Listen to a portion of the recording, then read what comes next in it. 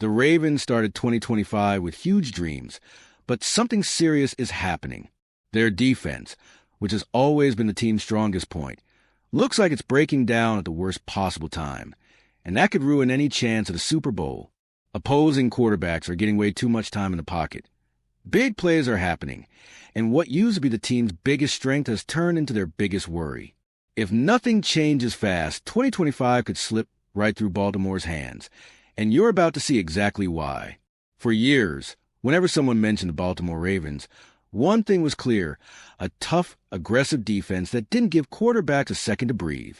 It was the team's trademark, making any opponent think twice before challenging that front seven. Fans got used to seeing sacks, constant pressure, and that energy that could completely change the pace of a game. But in 2025, this once untouchable identity is starting to crack. The big issue is that the pressure, which has always been the engine of the defense, just isn't showing up. Opposing quarterbacks are enjoying too much time in the pocket, something unthinkable for a team that built its reputation on suffocating anyone trying to throw against them. And when the QB has time, everything else gets harder. The secondary starts to give up, big plays happen, and even the running game finds open lanes. What used to be the team's most reliable area is now becoming a headache. This shift isn't just a minor detail. It affects the whole structure. The Ravens' defense has always been built on that aggression, on the confidence that pressure would arrive sooner or later.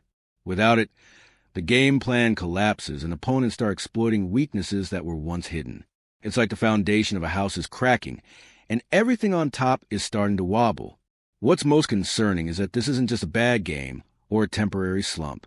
The numbers show that this lack of pressure has been a pattern at the start of the season. It raises the question: can this defense still carry the team when it matters most, or has what used to be a strength become a vulnerability? And of course, none of this is happening by accident. There's a very clear reason for this drop in performance, and it starts with something nobody can control: injuries to two key defensive players. When it comes to the Ravens' defense, losing two players hits like a ton of bricks: Kyle Van Noy and Nnamdi Matabike. These two aren't just starters, they're pillars. Van Noy brings experience, game intelligence, and leadership. Matabike is a guy who can explode to the pocket and disrupt any offensive plan. Without them, the defense loses more than individual talent. It loses the very soul of its front line. The loss was glaring in the game against the Lions. Jared Goff was almost untouched, playing comfortably with plenty of time to pick his targets. It was like watching a practice where the quarterback throws without pressure. For a team that prides itself on suffocating QBs, performances like that hurt both the defense's image and its confidence. The bigger problem is that Baltimore's system in recent years relied heavily on this committee approach. Without a star pass rusher, the team counted on depth rotation and collective effort. It worked when everyone stayed healthy. But when key pieces go down, the committee stops functioning smoothly and starts to look like a patchwork. This reliance exposes just how unprepared the current roster is to handle so many losses. The defense, which always had answers for any situation, now looks disorganized. Try to fill gaps only players of Van Noy and Matabike's caliber can really cover. Their absence is felt in every play, every long drive, every quarterback who walks off the field unbothered. And it's in that void that pressure falls on the younger players. Guys brought in to support, but who suddenly have to carry way more than they should this early. Mike Green was picked in the second round to add energy to the rotation. The talent is there, the promise is there, but transitioning to the NFL isn't easy. Against Detroit, his pass rush win rate was just 4.2%. That shows not only a rookie struggling to adjust, but also how badly the team needs him to speed up a process that normally takes time. He wasn't alone. Aeneas Peebles and Tavius Robinson had quiet, almost invisible performances, unable to make any real impact.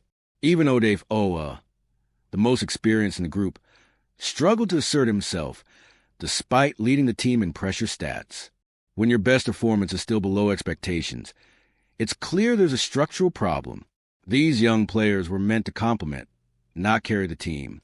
The plan was for them to grow gradually, learn from veterans, and step up at the right time. But the NFL doesn't wait. When stars go down, there's no time to adjust. You either deliver or the defense sinks. That's the dilemma Baltimore faces now. This extra pressure can speed up development, but it also exposes weaknesses that would normally stay hidden in controlled situations. While these players try to find their place, the whole defense pays the price. The result shows up not just in a lack of sacks, but in the breakdown of the entire defensive unit, which is starting to fail in multiple areas at once. All right, we're already past the halfway point of this video, but before we continue, I noticed you haven't left a like yet. It's really important because it helps YouTube keep showing you my content so I can keep bringing you the best news about the Baltimore Ravens. So go ahead and hit that like button. It's free and it really helps. Thanks.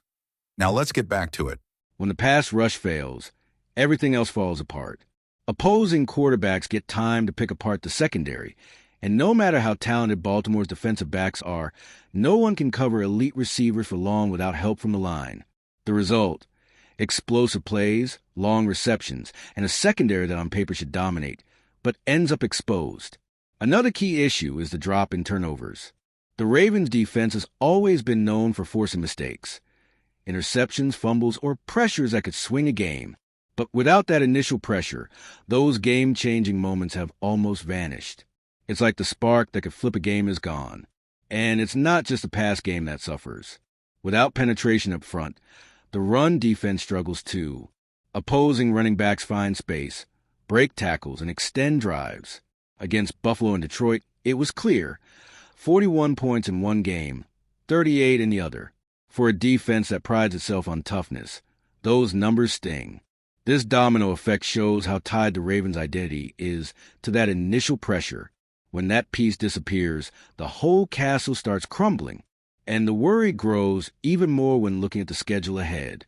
The Ravens' upcoming games are basically a survival test. Patrick Mahomes, C.J. Stroud, and Matthew Stafford are all on the horizon. Three quarterbacks who don't need much time to destroy defenses if left unpressured. Without consistent pressure, these matchups could turn into a nightmare. The situation is so critical that every game could feel decisive. Baltimore can't afford to keep giving up big plays and high scores. This isn't just about winning or losing a few games. It's about keeping their Super Bowl dream alive. If the defense doesn't respond now, the consequences could be season-ending. The offense, no matter how talented, isn't built to survive shootouts week after week. Forcing Lamar Jackson and the team to win high-scoring battles puts massive pressure on the other side of the ball, too. And if that balance isn't restored quickly, what started as a championship contending season could slip away through defensive mistakes. In the end, what was once the team's greatest strength has become its most exposed weakness. The return of Van Noy and Matabike could bring stability, but until then, the young players need to step up fast, and the rotation has to click. If that doesn't happen, Baltimore risks watching 2025 slip through their fingers. Or, more accurately, through pockets that keep staying wide open for rival quarterbacks. At the end of the day, what used to be the Ravens' greatest strength has turned into their weakest point. Without consistent pressure on the quarterback, the defense is exposed, the secondary struggles, and even the run game gets exploited. Every game from here on out is a survival test, and the return of Van Noy and Matabike could be the key to steadying things. The big question now is whether the young players can grow fast, whether the rotation can adjust, and whether the defense can become the machine it once was. Without that, the burden will fall on the offense, and the Super Bowl dreams could slip right through their fingers. In the end, the question remains: can the Ravens rediscover their defensive identity in time to fight for the title, or will this weakness end up costing them dearly in 2025? And if you, just like me, are passionate about the world of football and want to learn more about the Ravens' legacy, don't leave this video without sharing it with that friend who is also a Baltimore Ravens fan and will love this content. See those video suggestions on your screen? The first one was handpicked just for you, and the other is a recommendation from YouTube itself.